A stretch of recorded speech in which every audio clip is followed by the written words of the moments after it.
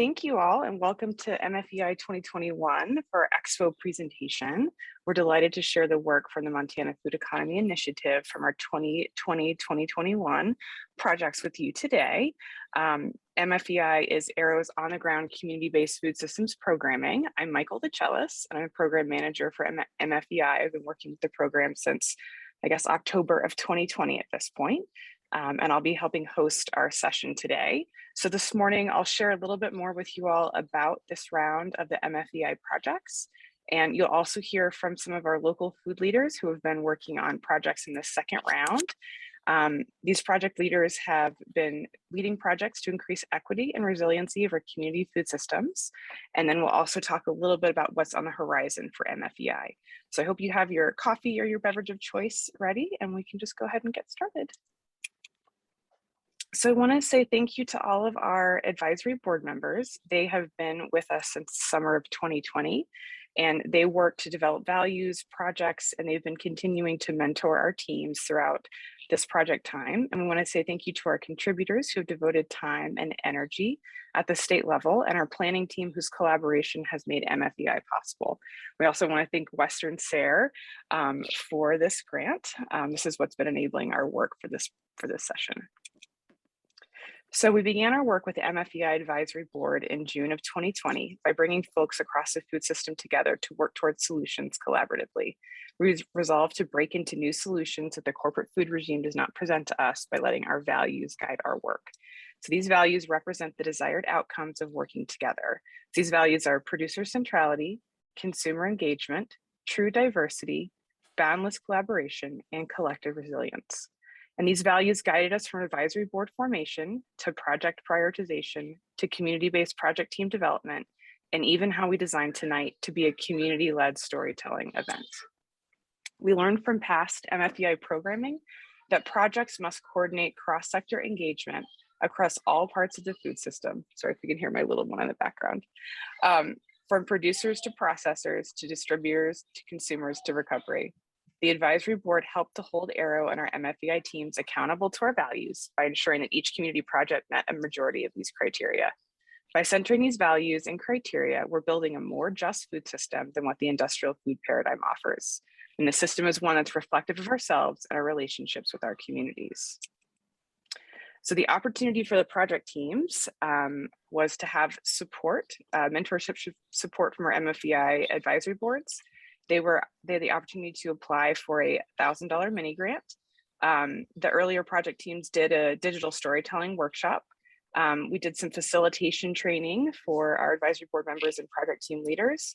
And we helped community team members develop their leadership skills. And so outcomes of the projects, we were asking for a 5-minute digital story or a presentation. That's what you'll be seeing today. We're looking for more and better cross-sector food systems relationships, allowing our local food leaders to join a statewide network of MFEI participants, and allowing our community teams to complete a project that improves their community food system. We ended up deciding about 5 different project types, and this is what the MFEI Advisory Board did with Lindsay early in the summer of 2020. And so we came up with 5 different types. This is the Montana Food Processing and Marketing was one. We were working with the MSU Food Product Development Lab to support market research, food product development, sensory testing, and more to develop food products that support sustainable farming. We also did a community food systems assessment project in Butte, and we'll get to hear from them today. And so with the help of an MFEI mentor, these organizations and individual in Butte built a community coalition to complete a community food systems assessment. And this assessment looked at their community food system to see what was working really well and maybe what areas of opportunity they could find. And they also started to develop some projects. And I'm really excited to hear more about that today. We also had a farm to school and farm to early care education. We worked with Lizzie, who was on this call today, to help create increased local food procurement, do scratch cooking education, family outreach, and support on education. We also have renewable energy and outputs projects, and these are intended to reduce inputs for community food systems. MFEI mentors helped work with communities to determine how to reduce inputs for production on farms, ranches, or community gardens. Our projects included biochar kilns and vermicomposting for this round, which are really fun.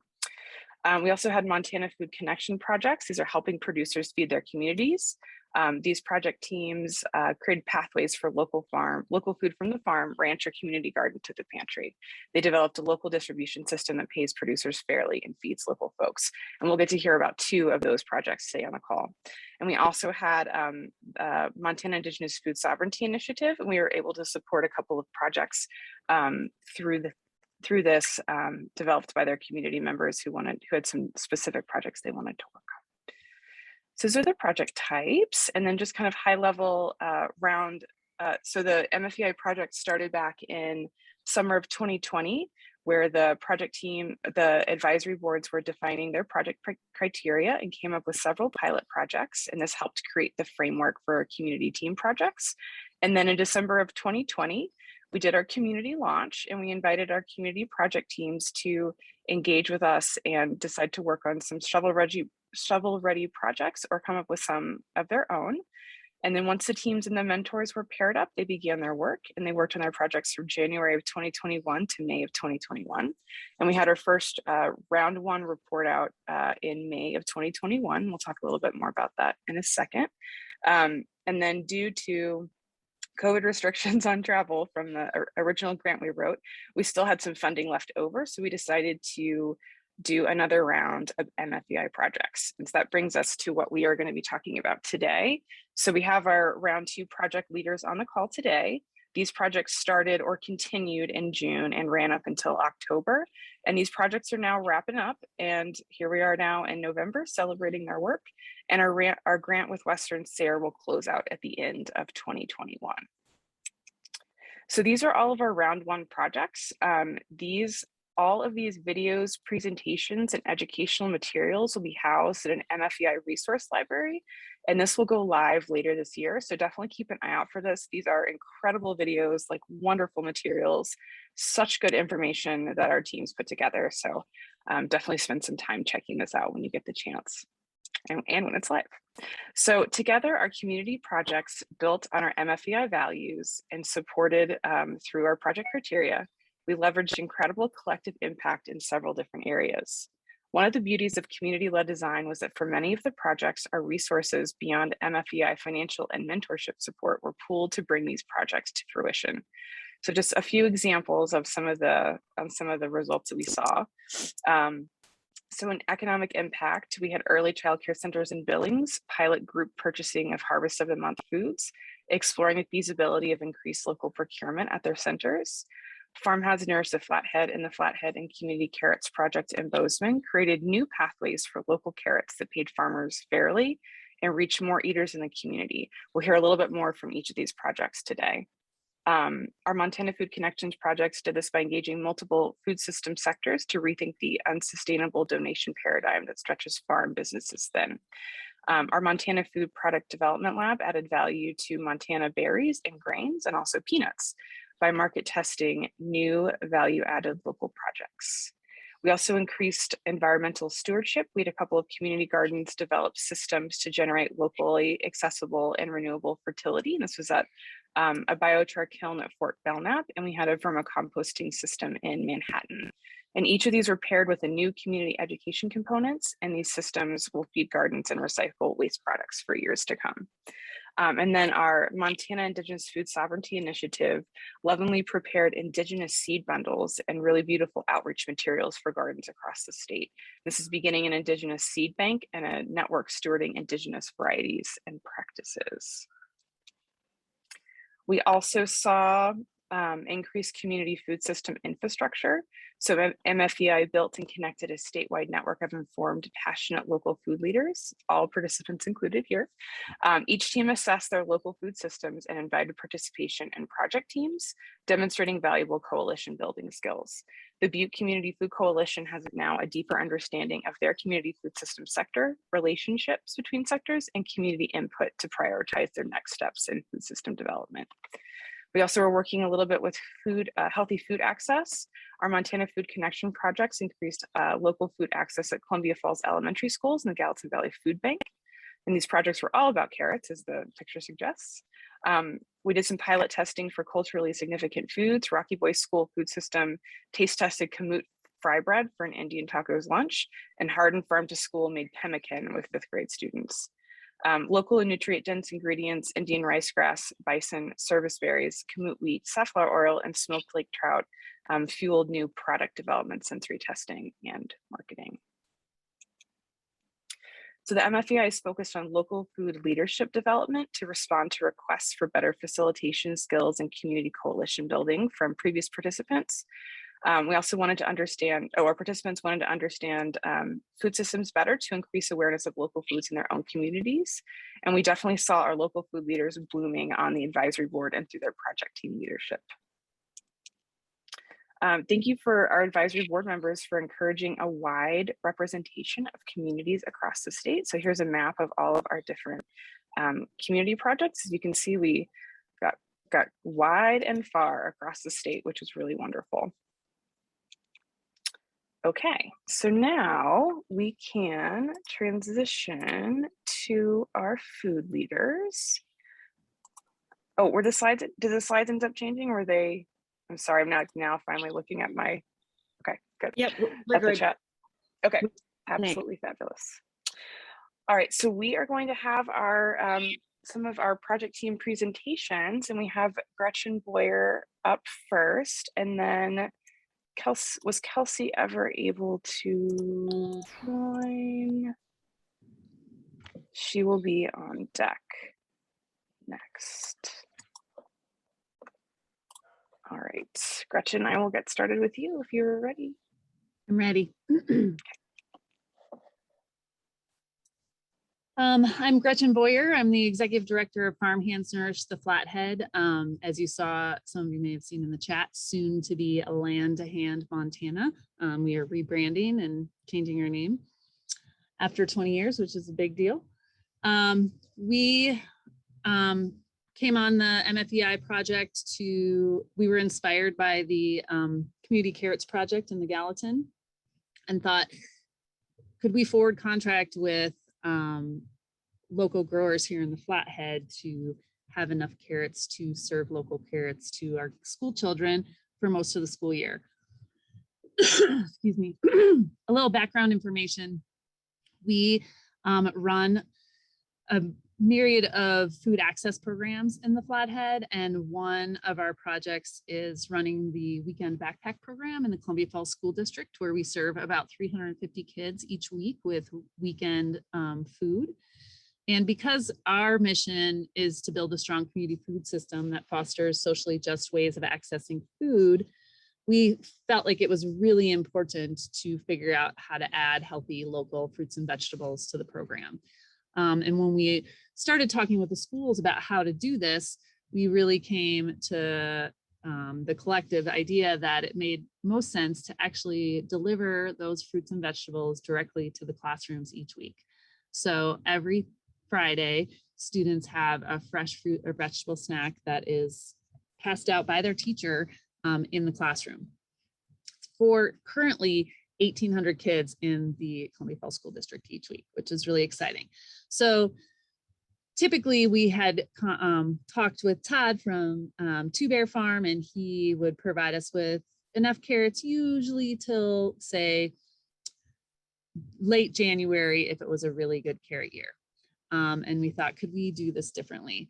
So we started talking with growers, and in this picture to the left there is Ted Wycall. He owns North Shore Farms in Summers, Montana. And we said, you know what, we need 7,500 pounds of carrots. Do you think you can do that for us? And he said, yeah, I can make that happen. But then the next part was, well, how are we going to store that many carrots for that long? So we started talking with different folks, including our local food bank with cooler space.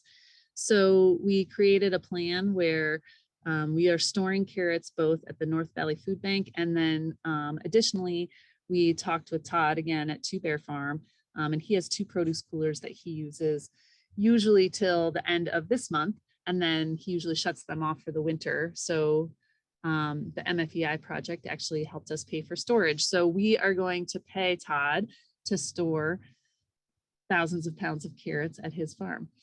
And because he's on a new venture, he didn't have enough carrots for us. So it was really exciting to work with Ted here to do that. So, and then the next phase was that, we work with the Oyo Pantry in Browning with Fast Blackfeet, which we've had a relationship for many years. We were their original fiscal sponsor before they received their 501c3 status. And so we thought, well, since we're contracting all these carrots, maybe those guys would love some too. And since we also partner with the North Valley Food Bank in many ways, they do a food run to Browning every other week.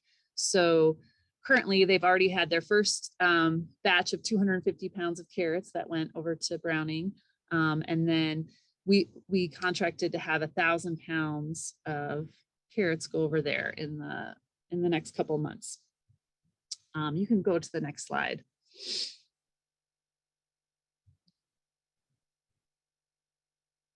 This is actually a picture of Ted's farm of them picking the carrots, which was really exciting. We were just there.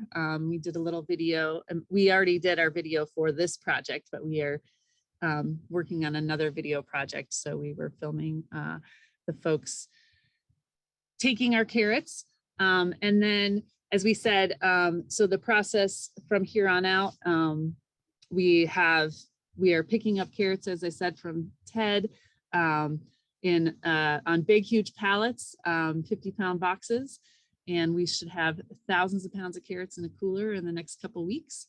And we'll continue, as we said, to bring carrots over to the Oyo Pantry, and then we will start putting carrots in classrooms. In the fall, we tend to utilize apples from Moss Farm on Flathead Lake. So we do that as long as we can. And then the carrots will be in the kids' hands in the coming weeks, probably after Thanksgiving.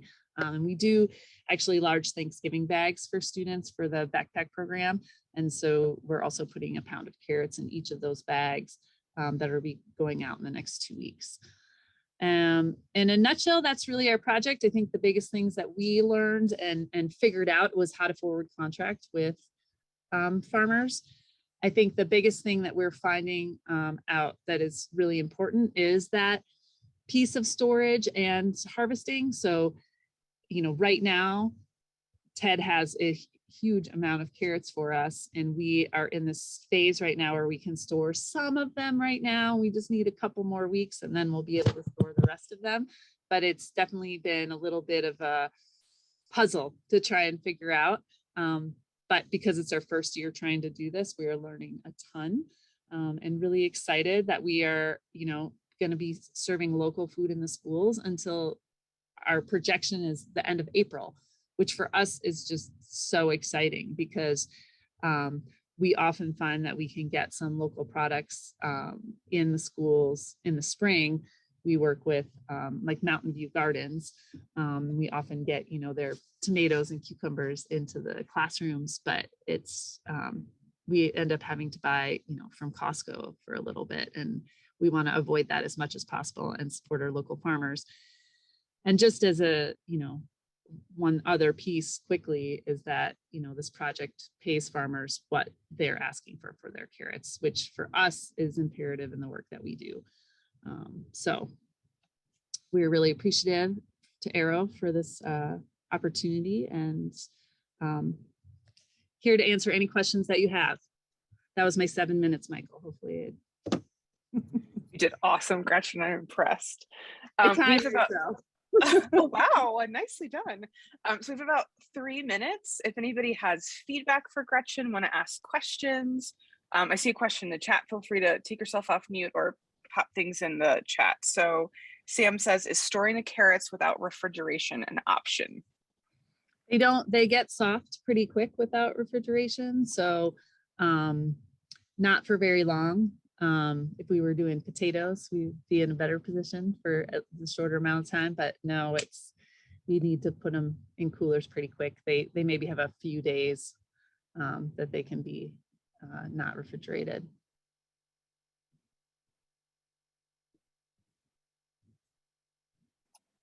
What other questions or feedback? Oh, Robin has a suggestion. Suggestions to another community that wants to do this where they live. When do they need to start?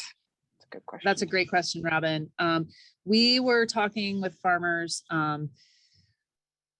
Actually, we started talking this time last year, to be honest. But really, we actually created contracts. So we wrote a handwritten contract that we did it electronically, and we gave it to the farmers because when when Ted said he could do 7,500 pounds, we wanted to guarantee that we would pay him for 7,500 pounds at the rate that he wanted. So we created a contract and sent that in. We signed it, he signed it, and it kind of put us in a position where we felt pretty secure about where we were going. So that, and then he planted an extra acre of carrots, which was pretty exciting. But, as we all know, seeds are like pretty difficult. Farmers are purchasing them earlier and earlier. So the sooner that you could talk to a farmer about this would be, is pretty important. Aaron asks, will this continue next growing season too?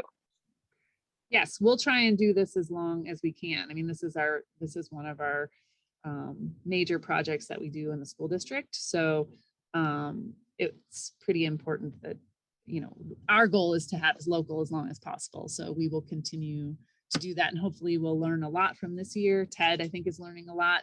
I think we might need to help him harvest carrots in the fall. I think it was a lot bigger project than he thought. And so, we'll have to think of all those little things. We'll be reviewing it, I think, in the coming months to make sure that we are doing it in a way that works for everybody.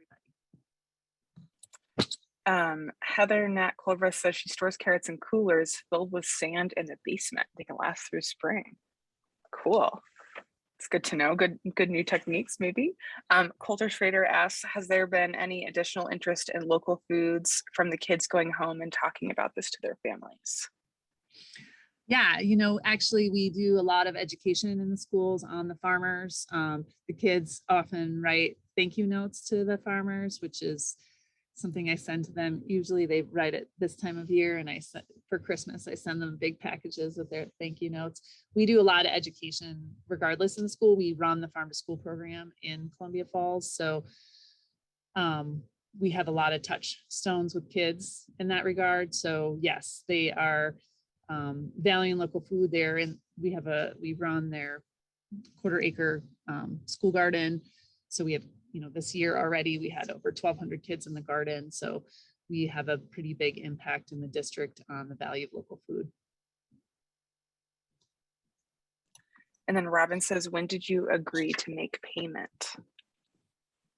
We actually offered to give the farmers a deposit early, and they all declined that. I think because we have a trusting relationship and we've been working with farmers for so long, they know we're good for it. But we offered a 25% down payment. And then currently they're just invoicing us as they deliver carrots to us.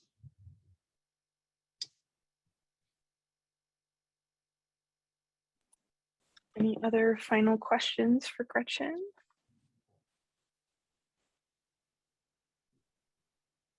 Gretchen, let us know when you need volunteers to harvest carrots. I'm sure we can get a lot of people to come and help. It's a ways away. And I think the Community Carrots Project, if any of you who don't know about it, you should find out about it, but that's been really inspirational to us. So we've been talking with a couple farmers about that model and thinking about how we can spread that out beyond, farm hands to, the food bank, local food banks in our community.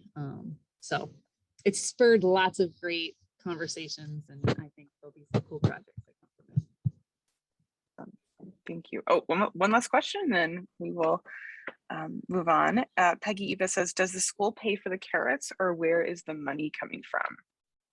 Great question. We raise money for the project. So last year we were able to get some funding for the project through OPI for our weekend food program. But that the waivers that allowed us to do that are no longer. So we do all private donations for that project. The school district actually doesn't pay for any of it, which is another conversation we could have another time. But it works out great. It's just part of our, we kind of roll it into our weekend backpack program. All right. Well, thank you so much, Gretchen. We look forward to continuing to hear about all of this. I've loved getting to work with you. And we will move on to Kelsey. Kelsey, are you ready? Yep, I'm ready. So let me get over to your slides and you can just tell me when to advance slides Okay. for you. All right. All right, can I start? You may start. Okay. My name is Kelsey, and I'm the research manager for the Food Product Development Lab at Montana State University. We have quite a few projects going on, but one of them is to commercialize a Senegalese Indigenous nutrition bar, which is called Bon Bon Buoy, with the Montana Co-op located in Paulson, Montana. Bon Bon Buoy means baobab delight. And baobab is a fruit, and we use the powder in the bar, which has a lot of antioxidants and also extends the shelf life. And the baobab tree is a tree that grows in Senegal. Next slide, please. So this project started a few years ago when Edwin Allen, who is a PhD candidate at the Food Lab, partnered with Bountifield International to conduct his graduate research thesis. So he worked with groups of women smallholder farmers from the Kaffrine region in Senegal, and together they created Bon Bon Buoy. Part of the lab, or kind of a branch of the lab, is called Team Path, which stands for Promoting Agricultural Transformation Holistically. And they visited Senegal in 2019 and identified barriers to food sovereignty that women smallholder farmers face. And the main barriers were food insecurity and post-harvest loss, lack of entrepreneurial opportunities for women smallholder farmers, and lack of access to local and healthy food for children. And this lack of access also really decreased the knowledge and interest from children about their local agriculture.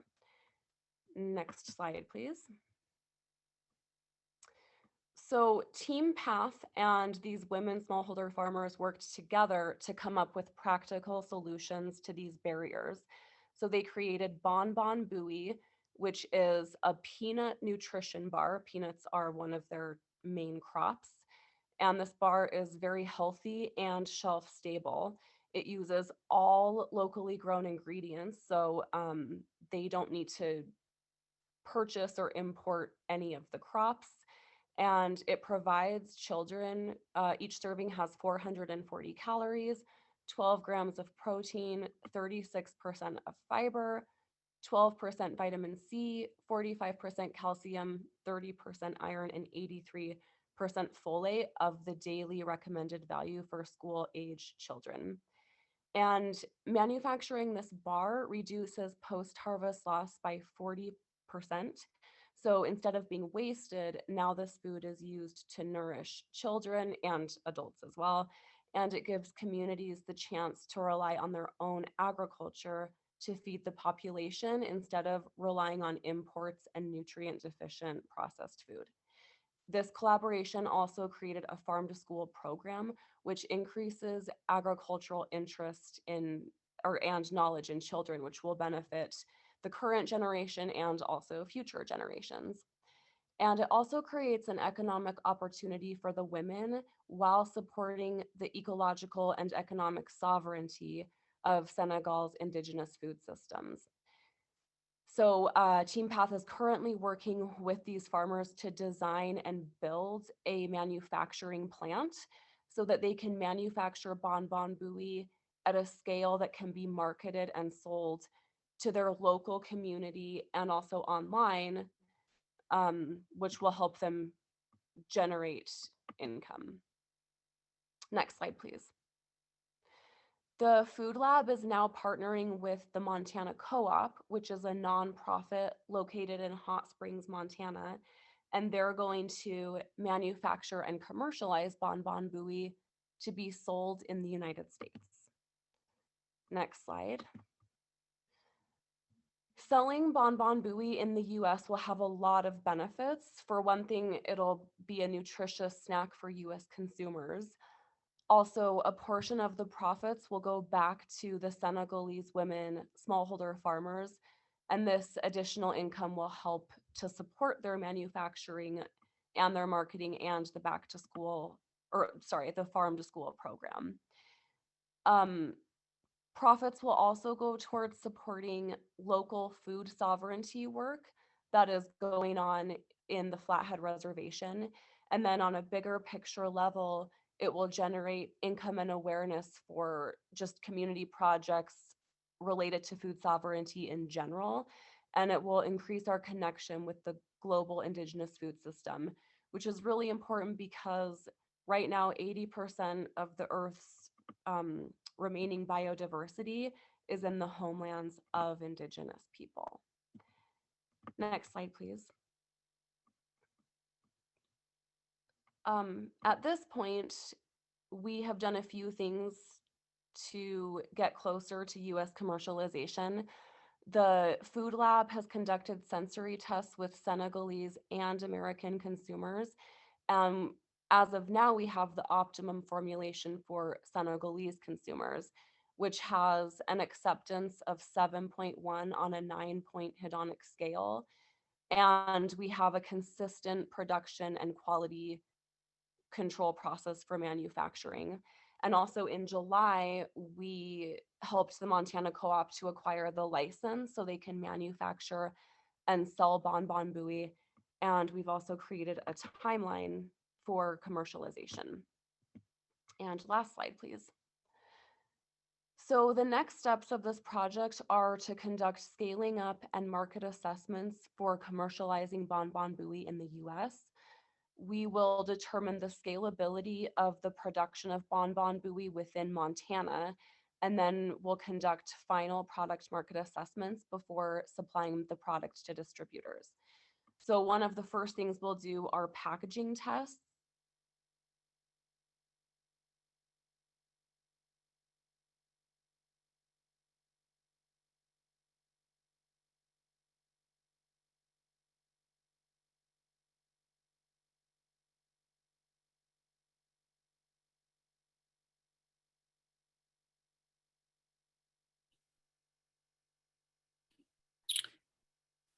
I'm not hearing Kelsey. Is anybody hearing Kelsey?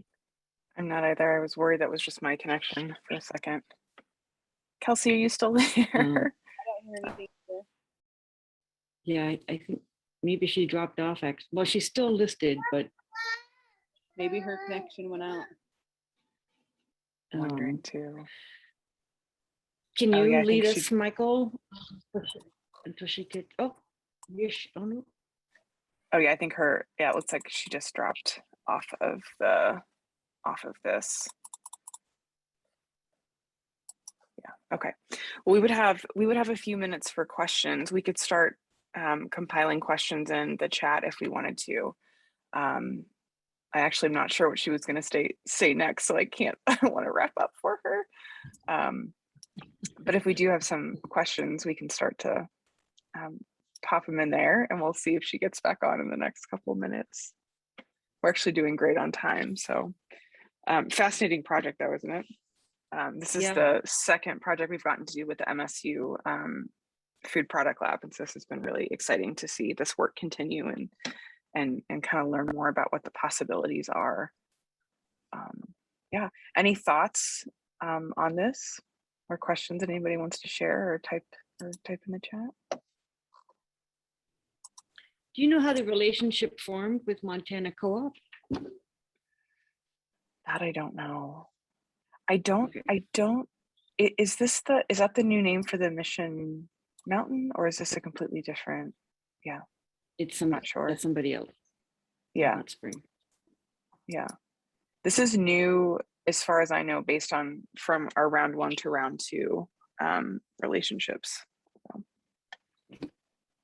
pretty interesting. Okay, well, I guess we can move on to Courtney, and then if Kelsey's able to hop back on, we can always have some questions. And then if you all have questions you'd like me to share with her, I can definitely send her an email and get back to everybody. I have a question. Is this project in the States or?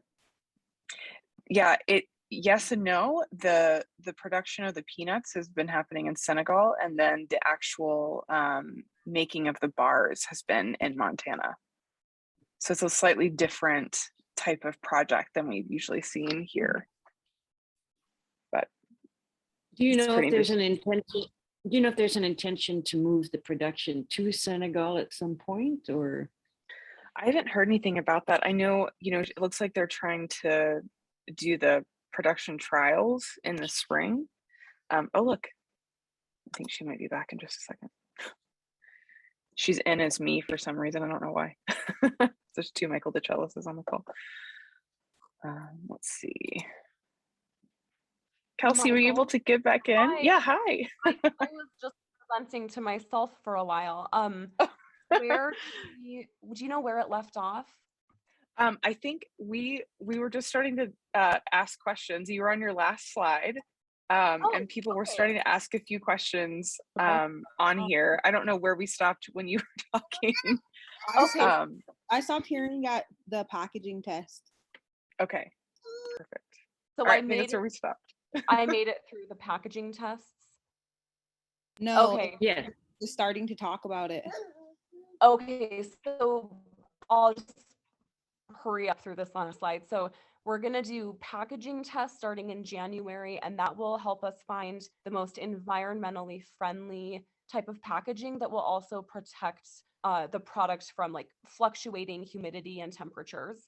And then after that, we'll do scale up production trials to be able to make the product in larger batches, because right now we make it in really small batches, just like 130 grams per batch, which is just one package at a time. And we want to eventually work up to be able to make 52 kilograms at a time, which would be a few hundred packages at once. And then we'll conduct microbial and shelf life evaluations to make sure that it's safe from E. coli and salmonella and mold and a few other things. And then we'll do consumer tests, and that will help us optimize the recipe and the price and the packaging for US consumers. So we might end up slightly altering the recipe that's used in Senegal to be more acceptable to US consumers. And so this grant from AERO is helping us to accomplish all of those goals.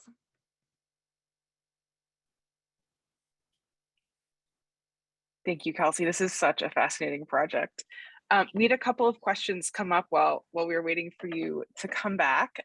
One of them was, how did the relationship with the Montana Food Co-op come about? Right, Robin? Yeah. Yeah. I actually am not sure about that.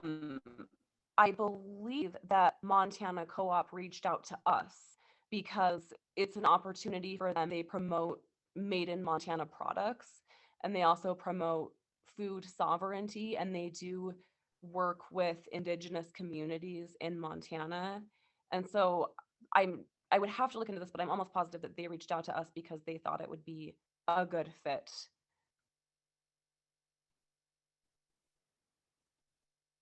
Thank you. What other questions do we have for Kelsey?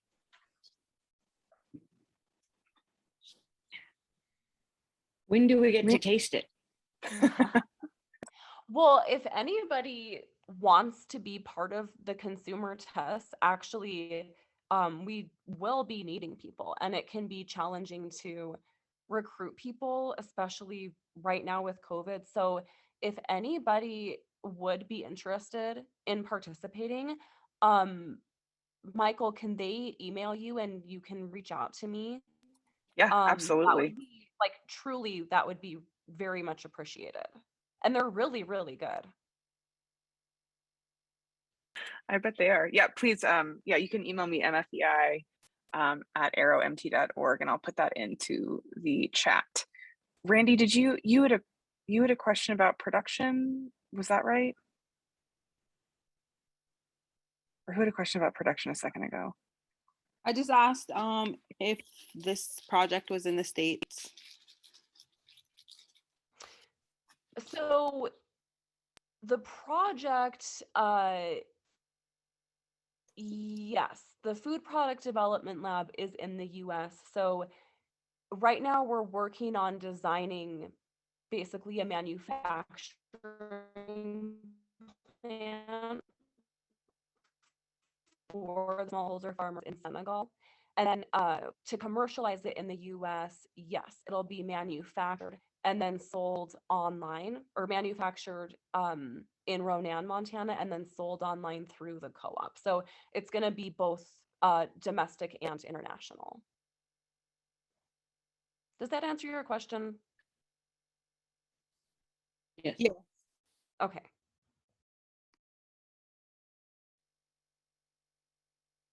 All right. Thank you so much, Kelsey. Yeah, keep us updated on when the taste testing is, and we'll get you some folks who want to join. And thanks for rolling with the with some technical difficulties. What's an online presentation without some technical difficulties, right? Yeah. I mean, yeah. it's like a total necessity, I think. Yeah. All right. Well, I know that you need to hop off. Thank you so much for being here. I look forward to staying in touch, Kelsey. You're welcome, and thank you for everything. Yes. Thank you. Okay, Take bye-bye. care. You too. Bye. All right. Next up, we have Courtney Nacito. Courtney, are you ready?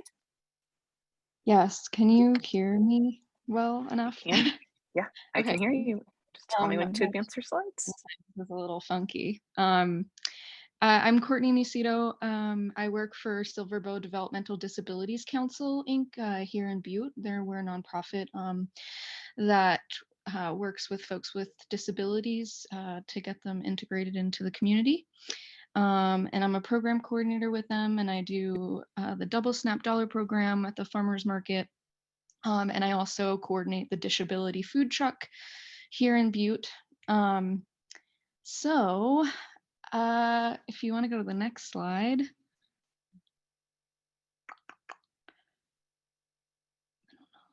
Okay.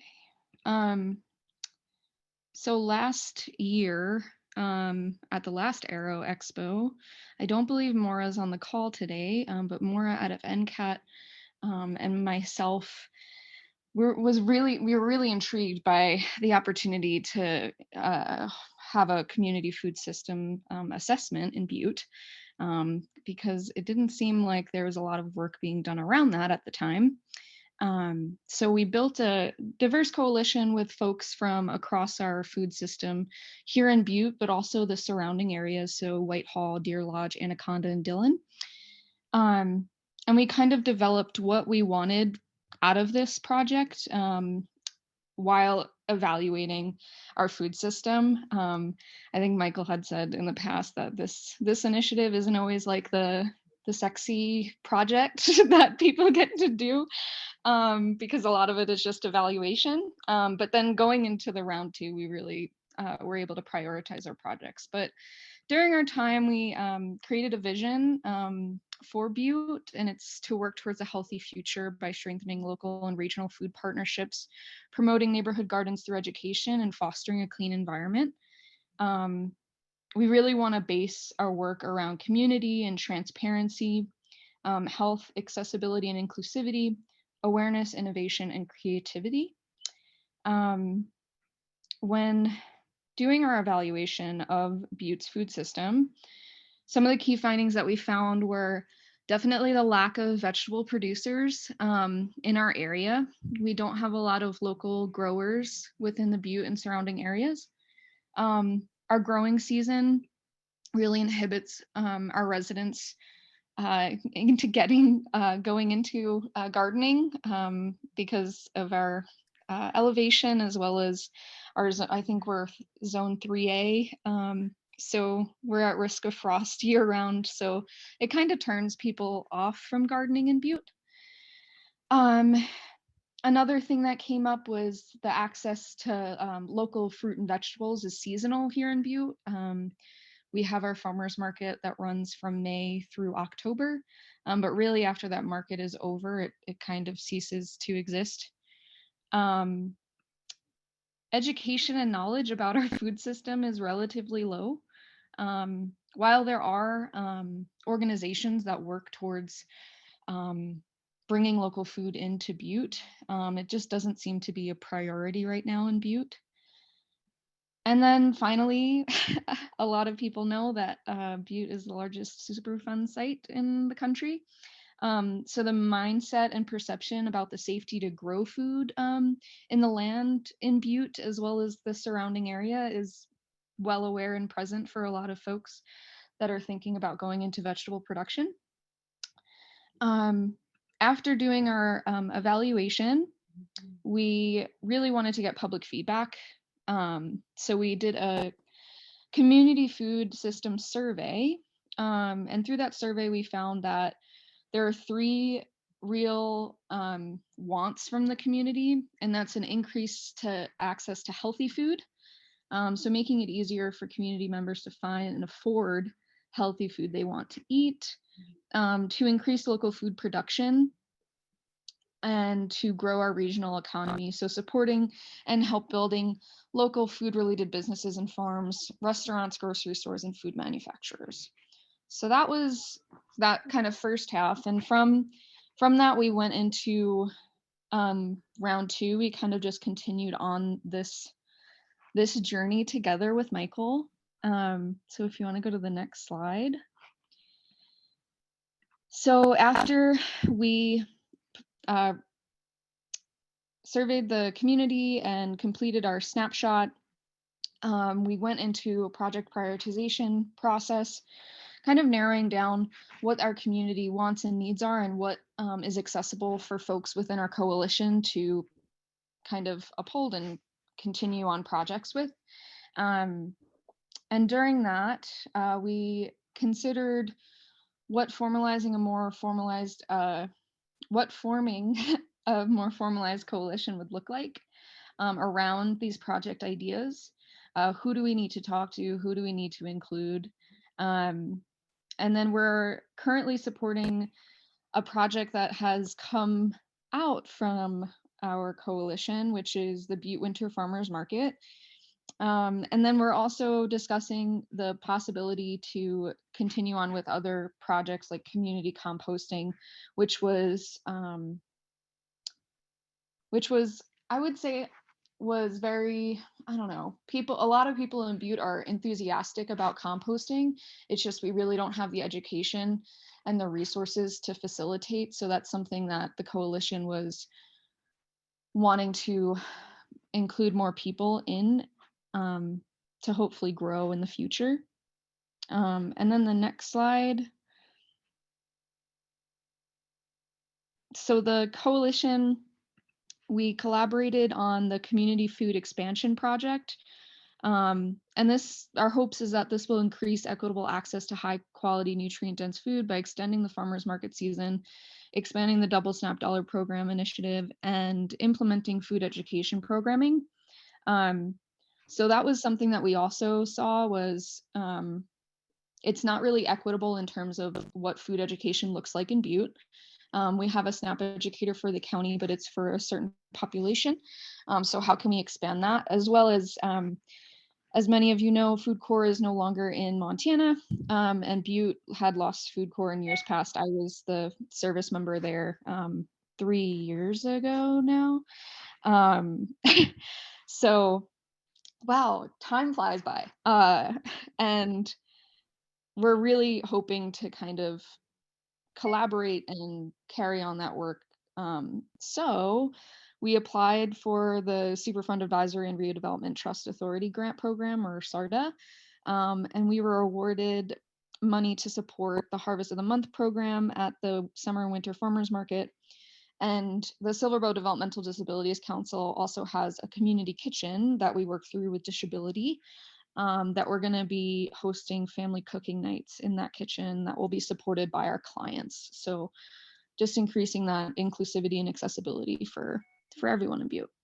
I think that's all I got. Hopefully that was not too much talking. Yeah. You're doing great, Courtney. Thank you. I've so enjoyed working with the coalition. We've been together since January, so it's been a nice long, intense project. And Courtney and her team have really been incredible about leading this and figuring out how to connect with Butte. It's been very inspiring to watch, and I encourage you all to connect with them further if you want to hear more about those projects too. Do we have questions, thoughts, comments for Courtney?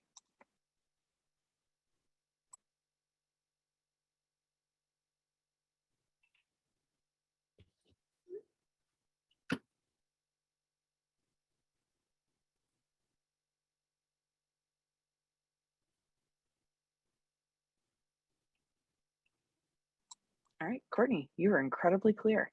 Kudos to you. I think there was a question on how to contact Courtney. Oh, great. Let's see. And I'm sorry, also what types of products are at the Winter Farmers Market?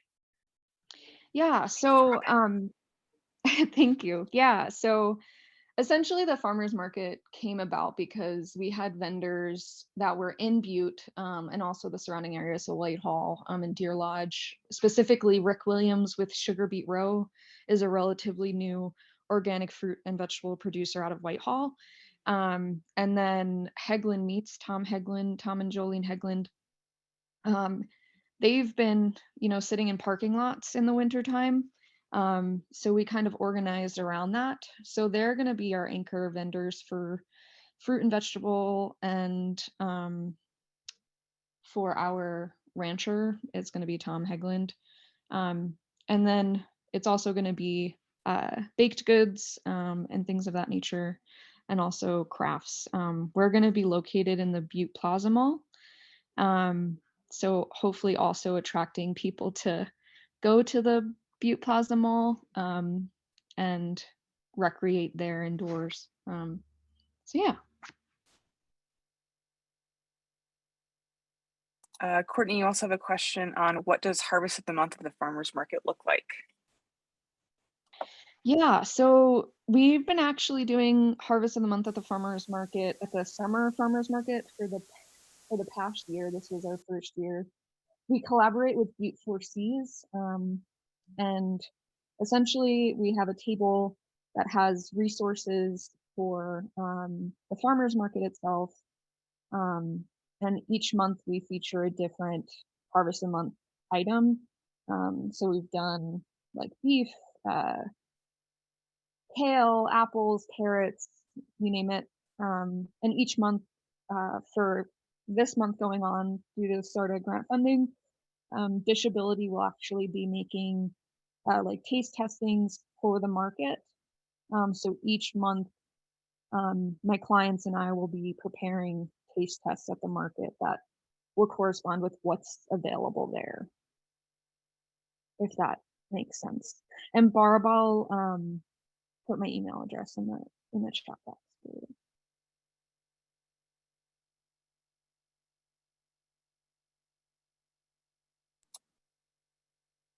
Great. All right, thank you everyone for your questions, and thank you so much, Courtney. I really want to come to the farmers market in Butte, so if I get up there, I'll definitely be reaching out and telling you. All right. Okay, so we don't have any more live presentations. We do have one more that I'm going to share. So Kate Wright from Open and Local, she's not able to be here today, but she did record a video for everyone. So we can listen to the video, and if you have questions, she said that she'd be happy to for me to shuttle any questions for her. And so she has a Community Carrots project. So let's see if I can get this to work. Just bear with me 1 second. Okay, are you all able to see the video screen now? Yes. Yes, okay, awesome. And then let me know if you can hear it. Yeah.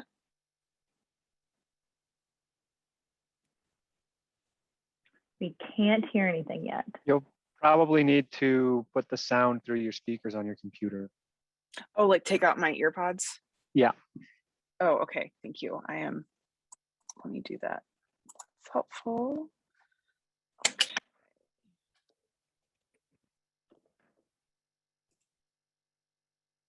Okay. Can you all hear me talk? We can hear you.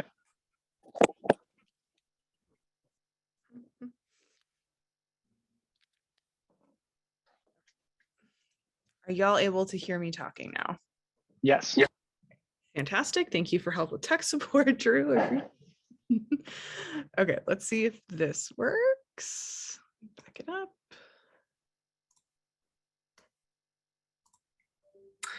Hey everyone, this is Kate. I'm in the Gallatin Yes, we Valley, can hear it. the local network, and I'm really sorry I couldn't be there in person to give this presentation, just an overview of what we've been doing with MFEI funds here in the Gallatin Valley. Community Harvest 2021 is a pilot project. It is a volunteer collaborative helping grow local food for community.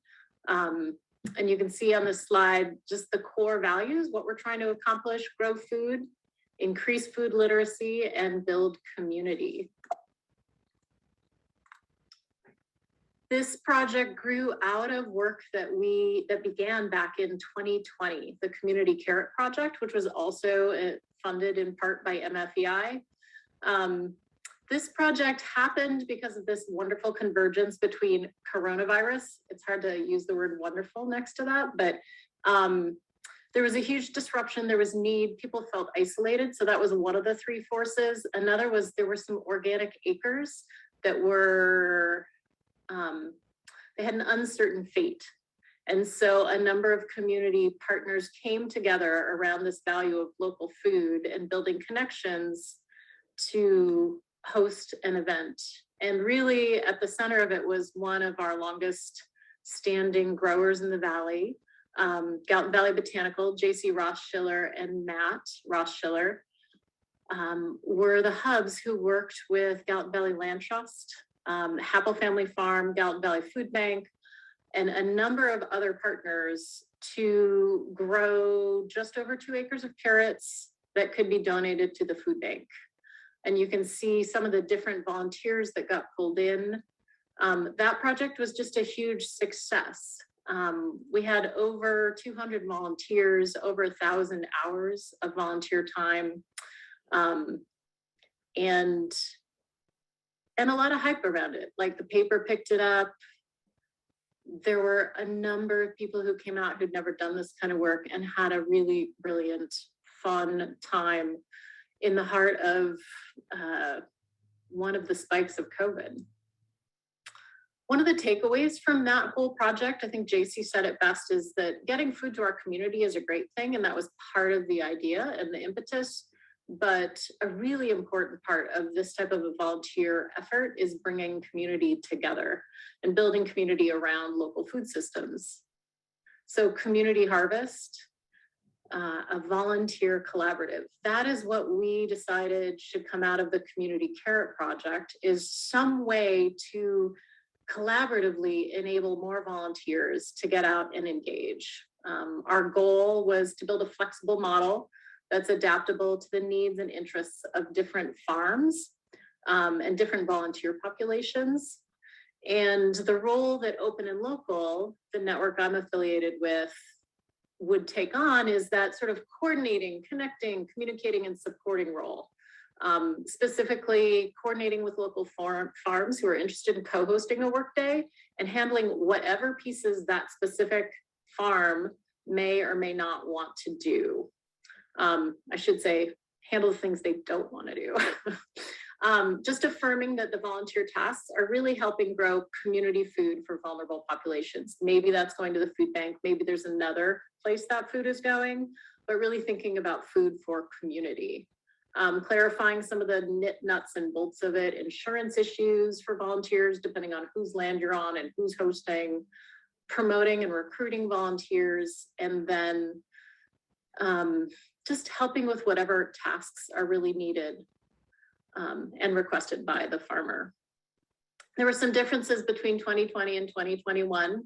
The first of them was that the Gallatin Valley Food Bank, in terms of financing and making the whole project work, Gallatin Valley Food Bank has made a commitment to purchase directly from farmers. They have a certain portion of their budget they've set aside, and they contracted directly with some of our local growers to purchase crops.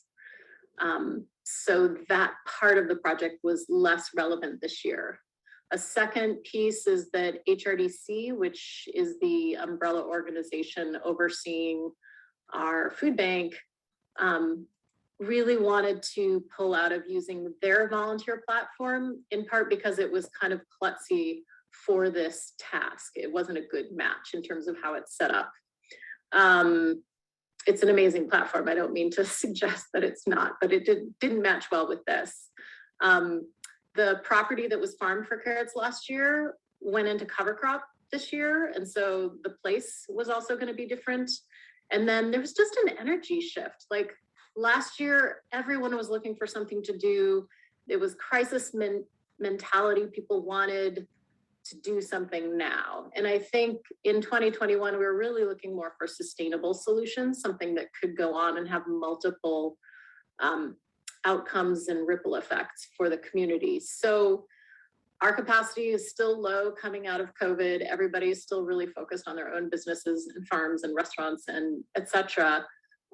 So what we wanted to do was just groundwork and testing, create a portal for volunteer management and try it out with 2 farms that we work with on a regular basis. So that's what we did. We, with our MFEI funds, we were able to set up a ad list account, an account that doesn't have ads all over it, with Sign Up Genius, and created 2 pages for our 2 farms.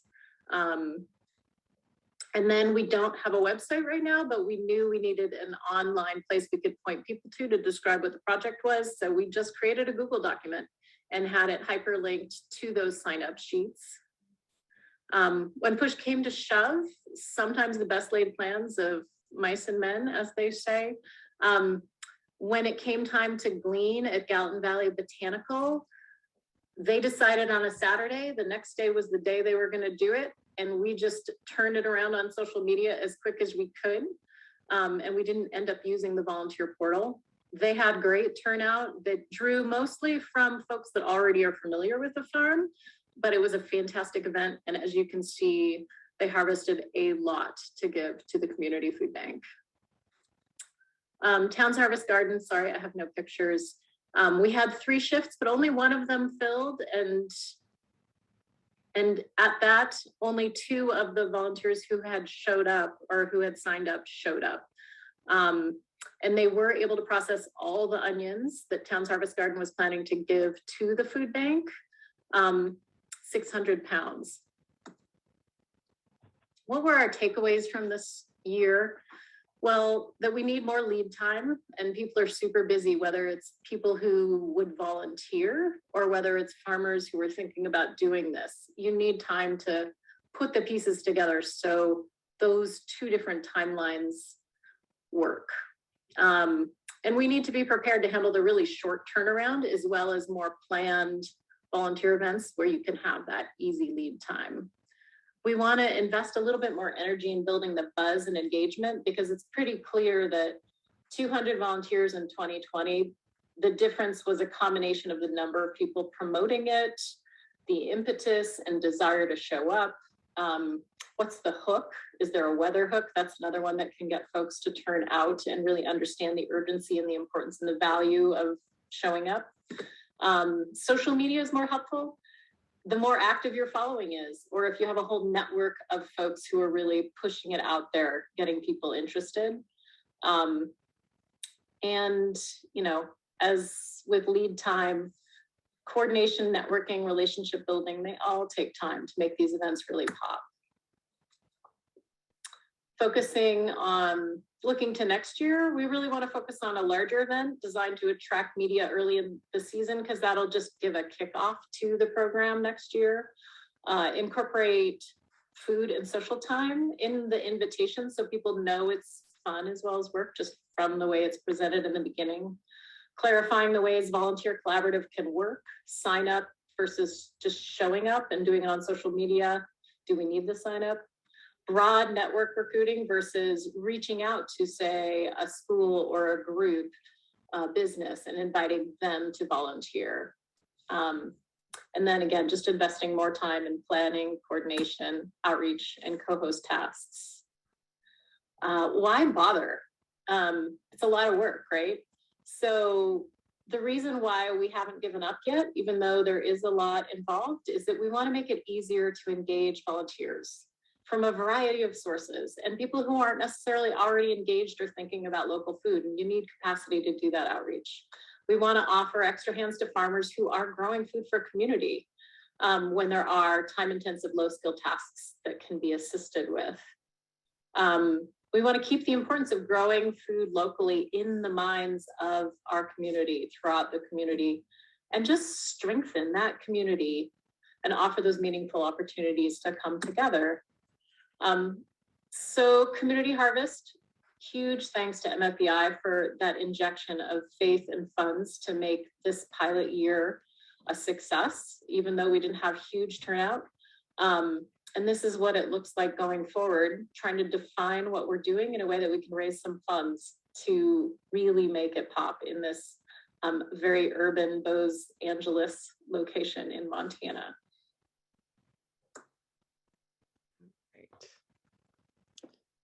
All right, so we say thank you to Kate, even though she's not here. Keeping it fun. Oops, let me see if I can get out of this. Oh, all right. What questions or comments do we have for Kate? Gretchen, I feel like we could like connect volunteer platforms for community carrots somehow in the future.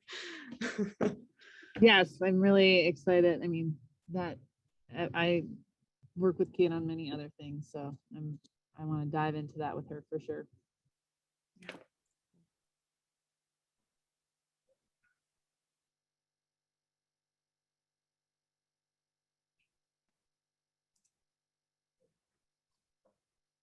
I don't see questions in the chat, but if you do have thoughts or questions you'd like me to share with Kate, feel free to email me, or you can pop questions in the chat as the rest of the session happens. Okay, so this wraps up our time with our presenters today. I'm going to spend a couple more minutes talking about what we think is next for MFEI, and then we'll have time for just general comments and questions from you all about MFEI. And I've gotten a ton of emails to taste test, so that's great. Kelsey will be delighted, so thank you for being willing to engage. So this has been really an honor working with all of our community project teams over the past year and our advisory board. It's just been, there's been so much incredible innovative work that's been happening. So at the end of these, really of round one, we gave a survey to our advisory board members and our project teams, and we just kind of checked in about their involvement in MFEI. And these responses are helping us determine what our next steps are. And so really high level from the survey, we heard that participants increased their confidence, their ability to be engaged, and their capacity to participate in their food system, which is awesome. That's exactly what we were aiming for. And they also felt that their projects were able to connect different food system sectors in maybe ways that hadn't been connected before. And so that was really good to hear. These are definitely the goals of our project. So always good to know when you meet those. And then we also asked participants what they thought that MFEI might want to focus on next. And you can see really kind of strongly that everyone wanted to do, they're interested in having training and supporting local food leaders all over the state, and also funding community-led food systems projects. And these are basically tied in terms of interest. And so that is helping us figure out what we want to do next with MFEI. So we are currently in a proposal process with Western Saragan and that's due next week. So that's really something I'm focusing on right now. And so we are proposing doing 3 community food systems assessments in 3 different Montana communities. And I think, like we mentioned before, and as Courtney talked about, these community food systems assessments really help provide a clear picture of the food system in a certain community and the resources, assets, challenges, and opportunities that are available. Our proposal is to do a 9-month assessment with each of the community members. We also have a local food coordinator in one of our, this is a brand new position to AERO in Fort Belknap right now. And I think Randy's on the call. And then we're also looking to add local food coordinators in Billings and Helena. And then we do the assessment in each of these different cities and towns for about 9 months. And then we would do a project implementation for 9 months. And as part of this grant, we also want to bring back some of our previous MFEI participants and advisory board members and start an educational series that highlights different areas of the Montana food systems, specifically in the sectors of processing to producing to distribution, consumption, marketing, and to resource management. So really, if you're interested in this and you want some ways to participate, if we're awarded the grant, we're going to be looking for advisory board members to either continue working with us or have new advisory board members join. And we'd be doing some planning workshops starting in probably May of 2022. And this would help us tailor this food system assessment to meet the needs of our Montana landscape and make sure that we're asking the right questions in the right ways to the right people at the right times. And then we also, if you think you might be interested in participating and being one of our video guinea pigs, we'd love to start thinking about what that could look like. And so if you do want to stay in the loop, feel free to send me an email, and I'd love to keep you updated on what we're hoping to do next. And even if you aren't in one of these communities and you're still interested in what we're doing, or you want to talk about more about what food systems assessment might look like, we can always have more future conversations about that. So really, I'll just stop here and take questions, comments, thoughts from everybody. Let's see if we have, oh, great. Heather says, this is so inspiring, hoping to get more involved. Awesome. Love to hear that, Heather. Thank you. Robin, do you have anything that you wanted to share or wrap up with? Not to put you on the spot, but totally putting you on the spot. It's okay. That's our job, being on the spot. Let's see. Well, I just wanted to thank everybody again. I'm just so proud of all the work that goes on around our state. It's amazing. And it's a delight to be able to support it. So on that note, I'm going to invite anybody who is similarly inspired and feeling flushed to feel free to contribute to AERO so we can just continue supporting this work and sharing it out. It's so important for others to learn about the work that is going on in other communities so folks don't feel like they have to reinvent the wheel themselves. The whole point of the resource library that we're developing on the AERO website is so that people can go to one place to find out how to move food system work forward in their communities. And just build on the work that's already been done for you. So take it to the next level. So if you would like to support AERO, the website is aeromt.org/donate. And in a second, I'll add that to the chat box. But just again, excellent job, Michael. You've been an extraordinary resource for AERO and the state of Montana with all the collaboration and coordination work you've done, and we couldn't be happier. I'll just return it back to you to close us out. Thank you, Robin. I love MFEI. It's such an incredible organization and project. Any other final questions or comments before we wrap up? I see there's people who are interested in being added to an email list. I'll take all your info and definitely include you. So thank you for that.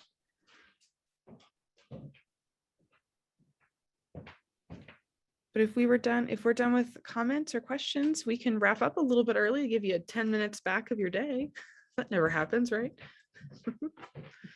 really appreciate you all joining us. Thank you so much for your time and your thoughtful comments throughout all of this, and look forward to keeping people in the loop and hearing from you through email. So take care, everybody. Thank you for being here. And thanks to all of our participants.